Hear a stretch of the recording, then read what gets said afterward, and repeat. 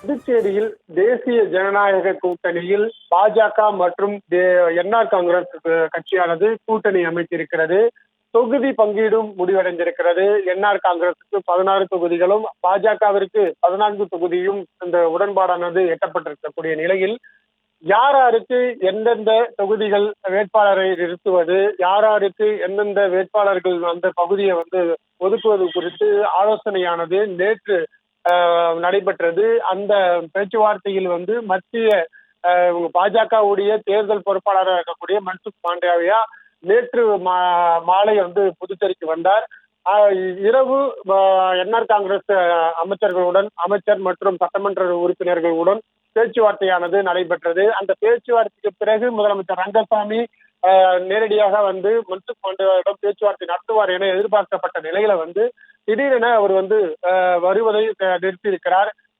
இது குறித்து விசாரித்த போது தேசிய ஜனநாயக கூட்டணியில் புதிதாக இருக்கக்கூடிய புதுச்சேரியில் லட்சிய ஜனநாயக கட்சி என்று புதிதாக ஆரம்பித்திருக்கக்கூடிய மார்டினுடைய மகன் ஜோஸ் சார்லஸ் மார்டின், அவர் அந்த கட்சியில் தேசிய ஜனநாயக கூட்டணியில் வருவதை முதலமைச்சர் ரங்கசாமி கடுமையாக எதிர்த்து வருகிறார். இதன் காரணமாக அந்த கூட்டணியில் அவர் இணைத்தால் நான் கூட்டணியை விட்டு வெளியேறுவேன் என அவர் பகிரங்கமாக பாஜகவுக்கு மிரட்டல் விடுத்திருந்தார்.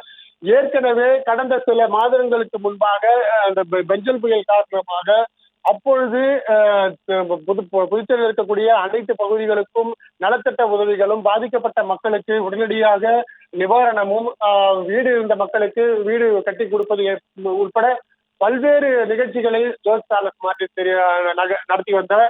அப்போது முதலமைச்சர் ரங்கசாமியை கடுமையாக விமர்சனம் செய்தார்.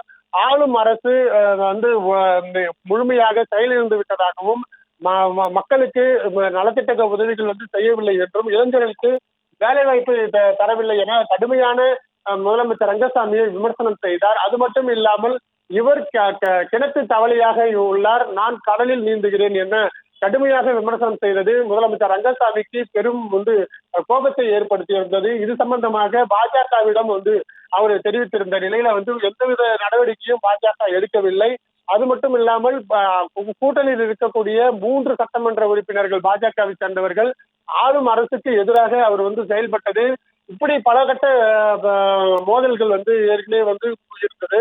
இதன் காரணமாக தான் தற்போது அந்த தேசிய ஜனநாயக கூட்டணியில் லட்சிய ஜனநாயக கட்சி இணைவதை முதலமைச்சர் ரங்கசாமி கடுமையாக எதிர்த்து வருகிறார்.